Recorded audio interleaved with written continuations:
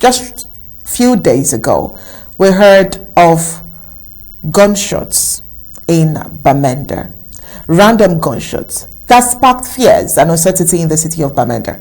The reason for the shooting and those behind the shooting is unknown. Now, the city of Bamenda was plunged into chaos over the weekend as residents were jolted by random gunshots that echoed through the streets. The motive behind the shooting and the identities of those responsible remains unknown. It has left citizens in a state of panic and anxiety, just like you can see in the picture and video.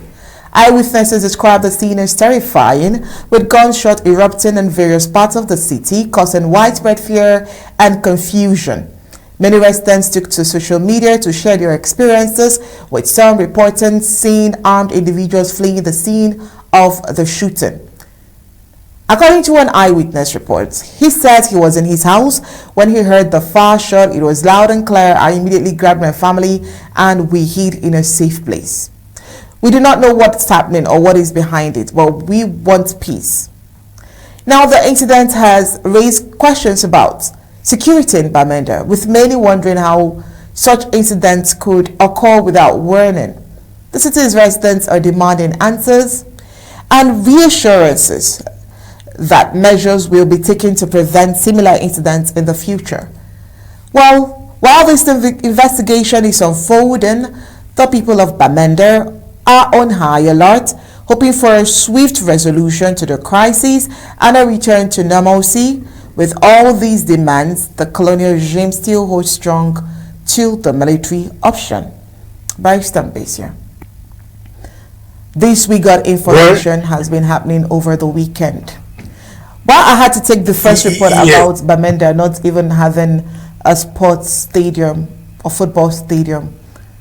It's so that they'll just know that from the onset, it has always been promise upon promise. And so they shouldn't be surprised when gunshots are flying here and there. What would you say, Barrister? Yes, let me just say this. A football stadium, maybe people think they need a football stadium. But football stadium implies many more things than just kicking football. You see, Bamenda, let us deal with the football stadium. A good number of their politicians have cropped up from an organization called football. Maybe people don't know that Mr. Nifron Dime, so rest in peace, who almost became the president of Cameroon for his catapulting the elections, was the president of PWD Bamenda. That's where he got his energy. PWD was simply a football team. Also, football is important to them. But is that what is important now? Now, we don't really need a stadium. The important thing is our analysis in the larger context. Why are all these things happening in Bamenda, and what is Bamenda in the first place? Bamenda is a hub to the whole of what we call Northern Zone. I don't remember anybody. I live in Boya. If you go to Douala, if you go to Boya, if you go to Kumba, at the motor park, you find vehicles going to Bamenda. They are going to Northern Zone. They say we're going to Bamenda. In Douala, in Yaoundé, the park is for Bamenda. And so you don't hear somebody say, I'm going to Nkambe, I'm going to Mengwe, I'm going to Womb, owned up. No, we're going to Bamenda. And so Bamenda is a hub of life over there. And so even when they go on in the last segment, they let loose guns there, call them stray bullets or direct weapons. They are not killing, they are not attempting to kill a particular Bamenda man. They don't want somebody from Santa or somebody from Bale or Bafo within the cosmopolitan area of Bamenda. That bullet will catch somebody from Dab. That bullet will kill somebody from Budikum. That bullet will call it stray, will kill somebody from Kambe. Because that's the center where everybody merges. They are not one culture. They have different cultures there, but they merge in that town.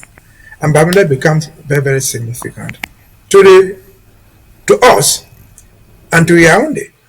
So if they throw a bomb in Bamenda, they would kill almost everybody. At least if you have 100 victims, most of them will be identified from different areas of the Bamenda, of the so-called Northern Zone, of the so-called Northwest, they call it today. And so Bamenda is an important hub. And so They do all those things there because they know that it would affect everybody. Let's we misunderstand this thing. In 2016, when the debates were going on that led to this war, they were concentrated in Bamenda. The consortium sought that let us bring our brothers and sisters from the southwest, they call it. And they said, no, we'll do Bamenda. Because they knew that Bamenda is the most important thing to them. And again, if you see the progress of what is going on, Bamenda is important. It has a big mark in the map of Cameroon. Talk less of in the map of Amazonia. Since this struggle, France has been to Bamenda twice, through the ambassador, twice, in less than a year. How many times do you see the French ambassador go to Buea, or to Kumba, or to somewhere else? They went to Bamenda, because they knew that that's the epic center of the struggle. That's where the nerve center of the struggle is. And so they kill people in Bamenda. They don't investigate the killings because they know that if these people can all die, that's better for us. And so the insecurity in Bamenda is telling. But again, I've said it before. We're reporting it so every day because it's Bamenda. Why? Because it's a big town. Why? We have access to it. There are many other things happening somewhere else, in Kambe, in Dub, in Muyuka, in Dian, that nobody reports. People are dying there the same way, but their own issues are not being reported. So the generalized killing in Amazonia doesn't matter whether 5 people die in Bamenda and 3 die in Kumba and 1 dies in Kambe. These are all Amazonians who are being killed, who are being hurt. For example, Wazizi, they captured from Buea. Was it Buea man now? He was an Amazonian, but was not necessarily a Buea man. The children who died in Kumba school that I've just mentioned, were they unnecessary Kumba children now? And so again, this government is a very wicked government, intelligently wicked, because these things are done by design. There are no errors in those things. They are done by design.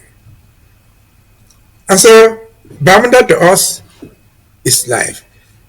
Bamenda to us is the epic center of our struggle. Bamenda to us in our history is important. Because it was in Bamenda in 1961 that they had a last conference proposing what their constitution would be like when they went to Fumban. It was in Bamenda they took what they call it the Bamenda Conference.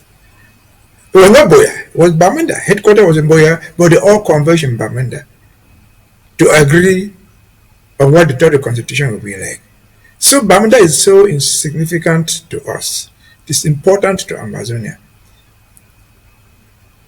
There were only 2 terribly cosmopolitan towns in Amazonia, Bamenda and Kumba, not even Buea.